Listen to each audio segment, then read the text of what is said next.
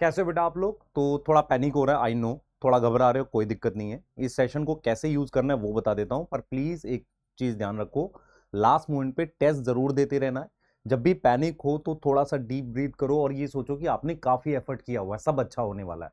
तो कोई पैनिक करने की जरूरत नहीं है। अब ये सेशन कैसा है बेटा, कई बार हमें ऐसा लगता है कि लास्ट मोमेंट पे ना कुछ ऐसी चीजें होती हैं जिनको हमें रिवाइज जरूर कर लेना चाहिए। जैसे होता है ना कि जब आप घर से किसी जर्नी के लिए निकलते हो तो लास्ट में बैठ के एक बार चेक करते हो ना, ये चीजें रख ली नहीं रख ली। ये वही चीजें हैं कि आपने बैग में पैक कर लिया कि नहीं कर लिया। एक बार इन टॉपिक्स को देख लेना आप कैसे करोगे। मान लो मैं टोटल बायो के आपको 32 चैप्टर्स के बता रहा हूं, तो डेली 4-5 इसमें से रिवाइज करना स्टार्ट कर दो। बेस्ट तो ये होगा कि आप 11th वाला एक दिन बैठ के 2 घंटे में कर लो, फिर 12th का कर लो, ऐसे 2-3 बार कर लो तो आपको काफी बेनिफिट होने वाला है। तो देखो मैं आपको क्या क्या चीज बता रहा हूं। दूसरा, इसकी जो पीडीएफ है आपको इस टेलीग्राम चैनल पे जैसे ही सेशन एंड होगा उसके बाद मिल जाएगी। आपने उस पीडीएफ में चेक कर लेना है कि क्या क्या मैंने दिया हुआ है आपको, ठीक है। तो मैं चैप्टर वाइज बताने जा रहा हूं। तो जैसे स्टार्ट करेंगे बेटा लिविंग वर्ल्ड से। तो लिविंग वर्ल्ड जो चैप्टर है मेरे पास, उसमें मुझे क्या चीज रिवाइज करनी चाहिए। मान लो सबसे इंपॉर्टेंट क्या होता है बेटा लिविंग वर्ल्ड में, वो जो टेबल दे रखी होती है ना, टेबल, उसका डाटा आप बोल सकते हो। सिस्टमैटिक्स और टैक्सोनॉमी में एक डिफरेंस है, वो डिफरेंस सही से कर लेना। उसके अलावा मान लो जो ऑर्डर फैमिली वगैरह दे रखा है ना, वहां पर कुछ कुछ डाटा है, कैनिडेई फैलिडेई, वो डाटा आप एक बार देख लेना। बायोलॉजिक वो बाइनोमियल नॉमेनक्लेचर जनरली जो है ना, आपको इतना बोलता नहीं है। अब बायोलॉजिकल क्लासिफिकेशन में जो 5 किंगडम की टेबल दे रखी है ना, वो एक टेबल दे रखी है, उसको देख लेना आप। उसके अलावा प्रोटोजोआ, प्रोटोजोआ में क्या है बच्चे, कुछ छोटे छोटे पॉइंट्स है, जैसे मैरीन फॉर्म जो होती है उसमें सिलिका का कवर होता है, ऐसी कुछ छोटे पॉइंट्स है। प्रोटोजोआ मुझे लगता है कि देखना ज्यादा बनता है। उसके अलावा फंजाई के एग्जांपल्स हम अक्सर मिक्स कर देते हैं, उनको एक बार देख लेना। वायरस को आपने देखना है और उसके जो साइंटिस्ट दे रखे हैं 3, वो देख लेना। प्रायोन्स में एक साइंटिस्ट है और वायरॉइड, ये टॉपिक है जो लास्ट मोमेंट पे आपने एक बार एनसीईआरटी से या अपने नोट्स जो डिटेल नोट्स थे वहां से नजर जरूर मार लेने हैं। प्लांट किंगडम में सबसे इंपॉर्टेंट है, पहले एग्जांपल याद कर लो, फिर लाइफ साइकिल कर लो ब्रायोफाइट टेरिडोफाइट की। और एक बहुत इंपॉर्टेंट चीज है कि टेरिडोफाइट की जो क्लासेस हैं, जहां पे आप लाइकोप्सिडा भूल जाओगे, किसकी, उसमें लाइकोपोडियम और स्लैजिनेला दोनों, वो एक बार आपने जरूर देखना है।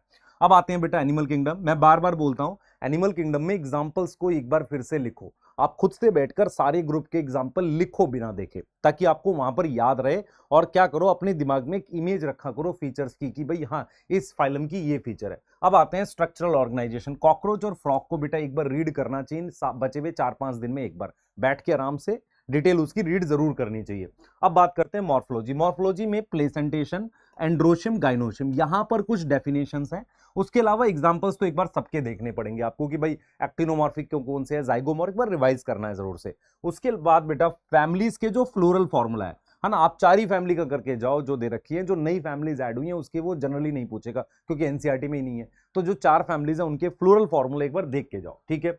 अब एनाटॉमी को कैसे करना, आप तीनों जो ग्रुप है ना उसके कंपैरिजन कर लो, ट्रांसफर सेक्शन के कंपैरिजन कर लो। आप ध्यान से सुनना, एनाटॉमी में ट्रांसफर सेक्शन जो है ना उसके कंपैरिजन आप कर लो, डाइकॉट और मोनोकोट के, रूट के, स्टेम के, लीफ के। अब मान लो सेल की बात कर लेते हैं। तो सेल में देखो जो लास्ट वाला पार्ट है ना, न्यूक्लियस, साइटोस्केलेटल एलिमेंट, ये सबसे ज्यादा भूलता है। मेम्ब्रेन में फंक्शन वाला पार्ट जो है मेम्ब्रेन फंक्शन, वो आप भूल जाते हो। और इसमें कुछ साइंटिस्ट की जो डिटेल है वो आपने जरूर एक बार देख लेनी है, वो आपने क्या करनी है, एक बार जरूर से देख लेनी है, ठीक है। सेल साइकिल में सबसे इंपॉर्टेंट होता है मियोसिस 1 जो होता है ना, प्रोफेज 1, लैप्टोटीन, जाइगोटीन, पैकेटीन, डिप्लोटीन, डायाकाइनेसिस। यहां पर कई बार डायाकाइनेसिस और डिप्लोटीन में कंफ्यूजन रहती है, डायाकाइनेसिस और डिप्लोटीन में कंफ्यूजन रहती है। तो वो चीज आपने ध्यान रखनी है, ठीक है। और आपने क्या याद रखना है, जी नॉट फेस की कुछ डिटेल है जो ध्यान रखनी है आपने, उसके अराउंड आप कर लोगे। 2C और 4C की अंडरस्टैंडिंग बेस्ड क्वेश्चन आएगा, वो आप कर ले जाओगे। तो मियोसिस 1 में प्रोफेज 1 को एक बार अच्छे से देख लेना आपने, ठीक है। बायोमोलिक्यूल में मैं ये मानता हूं कि एंजाइम का जो मैकेनिज्म है ना, जहां पर वो दे रखा है एंजाइम प्लस सबस्ट्रेट से कैसे होता है, वो एक बार आपने देखना है। लास्ट के 2 पेज है एंजाइम के, जिसमें वो नॉमेनक्लेचर है और कोफैक्टर का टॉपिक है, वो देखना है। बायोमोलिक्यूल के स्टार्टिंग में टेबल दे रखी है, वहां से क्वेश्चन आ रखा है, आप याद करो, सेकेंडरी मेटाबोलाइट है ना, और प्रोटीन के फंक्शंस का कुछ है, उस तरीके से आ सकता है। और एक डायग्राम दे रखा है बेटा, जहां पर 3rd पेज पे है, जहां पर अमीनो एसिड का स्ट्रक्चर बना है, लेसिथिन बेसिकली फॉस्फोलिपिड का स्ट्रक्चर बना है, वो एक बार आपने जरूर देखना है भाई ये किसका कौन सा स्ट्रक्चर है। जैसे अमीनो एसिड का स्ट्रक्चर है, कई बार वो डायरेक्टली पूछ लेगा।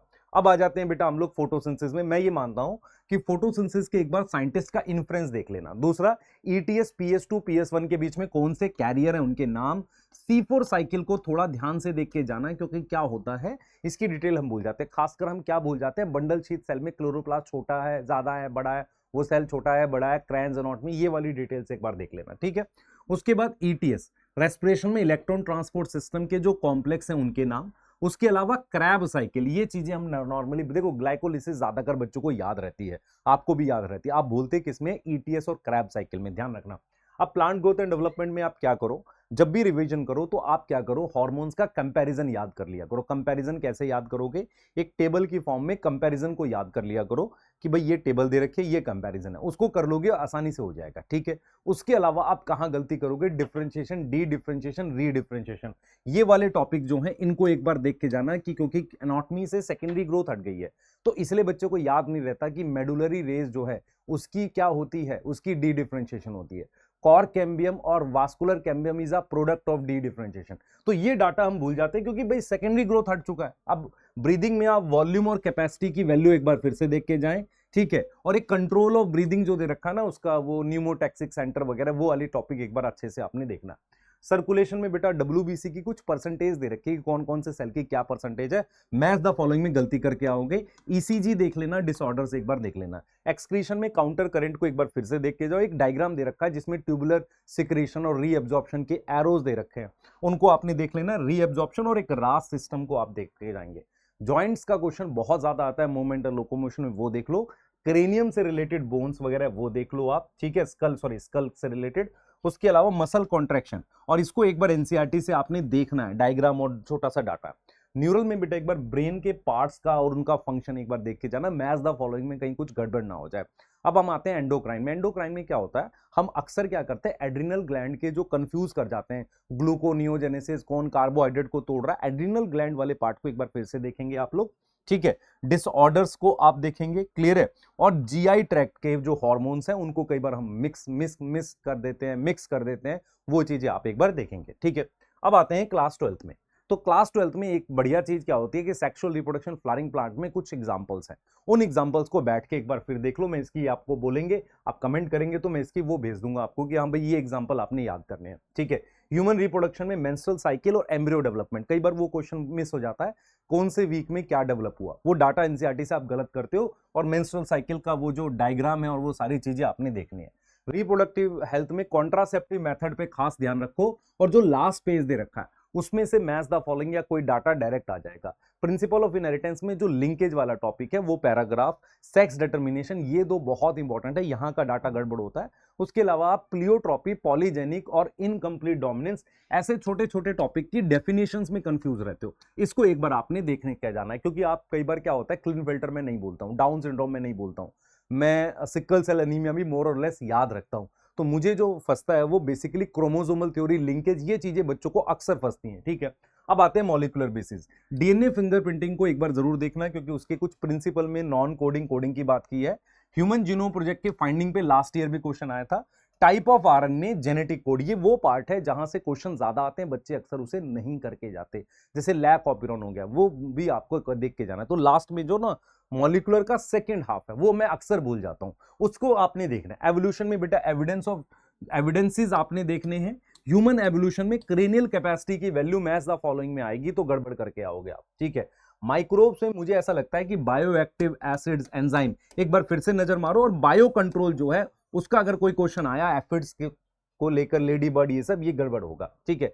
बायोटेक 1 में क्या करना, आपने रिस्ट्रिक्शन एंजाइम फिर से देखना है, और वो एक पैराग्राफ है जहां पर एक क्लोनिंग वेक्टर के फीचर दे रखे हैं, ये वो चीज होती है जहां से गलती होगी। एक फीचर ऑफ क्लोनिंग वेक्टर दे रखा PBR 322, उसकी डिटेल आप गड़बड़ करके आओगे, इसके चांसेस बहुत हाई होते हैं। बायोटेक 2 में क्या करना है, जो मॉलिक्यूलर डायग्नोसिस का एक पैराग्राफ दे रखा है, एलिसा, ऑटो रेडियोग्राफी, उसकी छोटी छोटी लाइनें आप गड़बड़ करोगे। ट्रांसजेनिक एनिमल के वो जो 4 पॉइंट दे रखे हैं, एंटी 1 अल्फा 1 एंटी ट्रिप्सिन वगैरह, वो सब एक बार जरूर देख के जाना, क्योंकि वो क्या है, लास्ट में चला जाता है, तो इस वजह से दिक्कत होती है हमें, हम कई बार क्या करते हैं उसे गड़बड़ करते हैं। ऑर्गेनिज्म पॉपुलेशन में प्रिडेशन, पैरासिटिज्म, कंपटीशन, खासकर कंपटीशन, इसकी कई ऐसी छोटी छोटी डिटेल है, इंटरफेरेंस कंपटीशन और Gause competitive exclusion principle, resource partitioning, ये वो चीजें हैं जो बच्चे भूल जाते हैं। लॉजिस्टिक ग्रोथ कर्व को एक बार फिर से देख के जाना, पर आसान क्वेश्चन आता है, मुश्किल नहीं आता। इकोसिस्टम में प्रोडक्टिविटी की यूनिट्स लास्ट ईयर पूछी थी, पूछ सकता है फिर से, वो प्रोडक्टिविटी इंपॉर्टेंट टॉपिक है। उसके अलावा बेटा इकोलॉजिकल पिरामिड है ना, उसमें कौन सा इन्वर्टेड है एक बार नजर जरूर मार लेना। बायोडाइवर्सिटी में क्या है, वो जो पाई चार्ट दे रखे हैं ना उनको एक बार देखो। एक्सटिंक्शन का डाटा है कि कौन कौन एक्सटिंक्ट हो गया, कितने % थ्रेट है। जैसे हम कई बार कंफ्यूज हो जाते हैं कि जिम्नोस्पर्म या एम्फीबियन, कौन 31 है कौन 32% है। आपको समझ में आ रहा है? आप जो मैं बोल रहा हूं आप ध्यान से सुनना, आप पक्का कंफ्यूज होते हैं उन चीजों में, ठीक है। इन सिटू एक्स सिटू के एग्जांपल में कई बार वाइल्ड लाइफ सफारी पार्क में मैं कंफ्यूज हो जाता हूं, ठीक है। तो ये वो चीजें हैं जो आपको ध्यान रखनी है लास्ट मोमेंट पे। आपको मैं पीडीएफ टेलीग्राम चैनल पे भेज रहा हूं, अपनी कमेंट में बताना। डायग्राम का वीडियो भी मैं आपको डाल देता हूं, पर डायग्राम में मोर फोकस ये रहा उसके नेमिंग पर।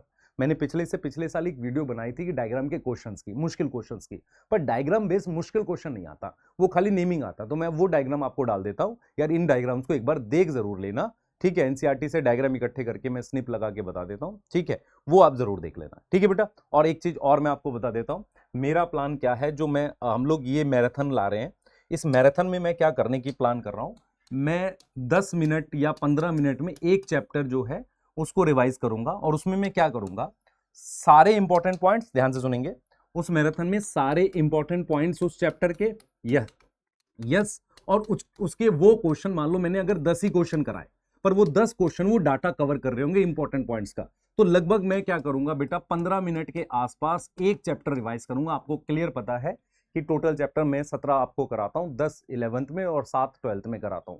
तो टोटल मैं आपको समझ लो कि लगभग 15 मिनट के आसपास में एक चैप्टर लूंगा। लिविंग वर्ल्ड में हो सकता है 10 लगे, मॉलिक्यूलर में 20 लगे, एवरेज 15 मिनट में।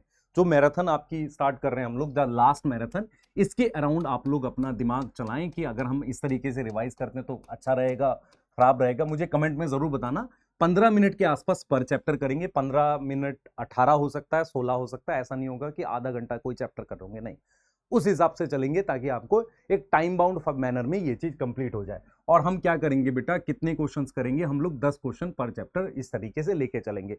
आप मुझे कमेंट में बताओ आप रेडी हो इस मैराथन के लिए, क्योंकि एक दिन लूंगा मैं, 5-6 घंटे में पूरी बॉटनी एक बार फिर रिवाइज करूंगा आपके लिए, ठीक है, क्वेश्चन और वो थ्योरी के साथ, ठीक है, क्लियर है। अच्छा, इसके अलावा आपको इसकी पीडीएफ चाहिए होगी, वो मिल जाएगी। कमेंट में मुझे बताओ बेटा, मैं आपके लिए बिल्कुल रेडी हूं। हम सब लोग लगे हुए हैं, हम खाना पूर्ति नहीं कर रहे हैं, प्रॉपर तरीके से सब करा रहे हैं। आपको कमेंट में बताना कि क्या ये ठीक मेथड है, ऐसा ठीक है। और टाइमिंग को लेके कुछ है तो बताओ, मैं टाइमिंग मॉर्निंग में भी कर सकता हूँ, ठीक है बेटा। चलो बाय।